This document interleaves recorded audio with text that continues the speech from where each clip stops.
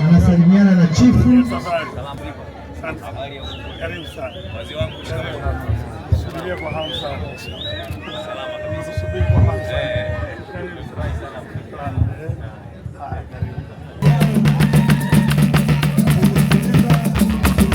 Tumekutana migogoro mingi sana ya ardhi kwenye halmashauri yenu, sababu wananchi wanashughulika sana na shughuli za kilimo.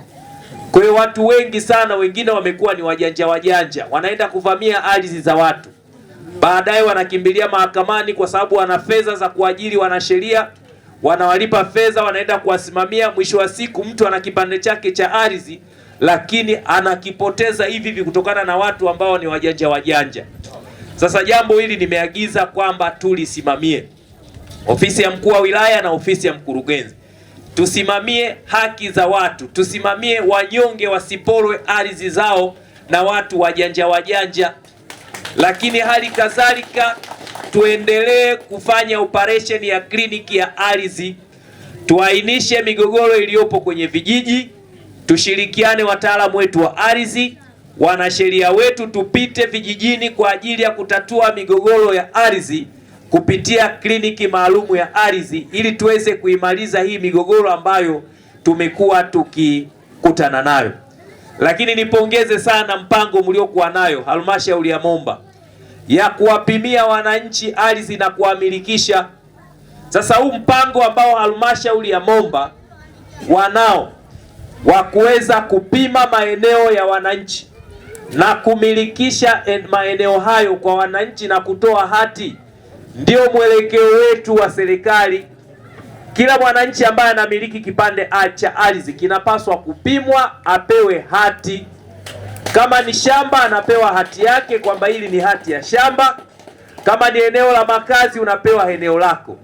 Kama ni eneo ambalo unalitumia kwa ajili ya malisho yako ya mifugo unapewa hati yako. Tena mpango huo unafanyika kwa gharama nafuu sana, kwa shilingi 15,000 tu.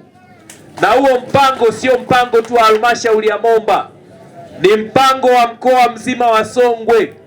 Kwa hiyo katibu tawala wa mkoa, twendeni tutoe maelekezo kwa halmashauri zote za mkoa wa Songwe, tuwapimie wananchi kwa gharama nafuu sana, shilingi 15,000. Kuna mwananchi pale tumepita akasema hiyo gharama ni kubwa. Ndugu zangu, gharama za kupima ardhi sio ndogo, ni kubwa. Kama ukileta kampuni binafsi, gharama ya kupima ni kubwa sana. Halmashauri wanapima kwa gharama nafuu 15,000 mpaka hati anapata, si ndio? Sasa wewe utapata wapi hiyo gharama ya kupimia eneo lako mpaka na hati unakabidhiwa? Ni gharama nafuu sana. Twendeni tuchangamkie hiyo fursa ya kupima maeneo yetu. Ukishapima eneo lako, migogoro inakuwa tena hakuna, kwa sababu wanaweka pale vipimo vya kitaalamu. Mtu akija kuingia tu, wataalamu wanakuja wanaangalia, wanasema ili eneo mwisho wake hapa, huyu amevamia, na tutaweza kuepukana na migogoro kwa kiwango kikubwa sana. Tumeelewana ndugu zangu? Ndugu zangu, nimalizie kwa kuwashukuru sana, lakini pia niwaombe viongozi wetu wa ngazi za vijiji, viongozi wa ngazi za vitongoji, ngazi za kata, halmashauri mpaka mkoa, twendeni tuwahudumie wananchi wenzetu kwa haki, twendeni tuwahudumie wananchi wenzetu kwa upendo, twendeni tuondoe kero ambazo zinawakabili wananchi, kwa sababu hawa ndio wenye mamlaka na serikali.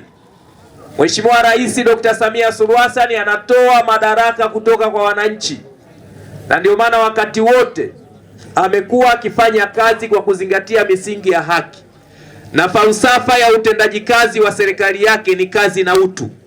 Tunapaswa kufanya kazi kwa kuzingatia misingi ya utu. Hakuna mwananchi yoyote atatakiwi kupata haki yake. Kila mwananchi anastahili kupata haki yake, anatakiwa kutendewa haki na anatakiwa kuhudumiwa kwa upendo, akiwa kama mwenye nchi ambaye ana mamlaka na serikali yake. Sitaki kusikia mwananchi ananyanyaswa, ananyonywa au anatendewa kitendo ambacho ni kinyume na utaratibu. Mwananchi akifika kwenye ofisi ya umma kuleta kero yake itatuliwe ndani ya muda mfupi, ifuatiliwe mpaka ipatikane majibu. Sio kero inaletwa alafu mwananchi anakaa wiki moja, mwezi mzima, mwaka mzima, kero haijatatuliwa. Utendaji kazi wa namna tumesema marufuku katika mkoa wetu wa Songwe.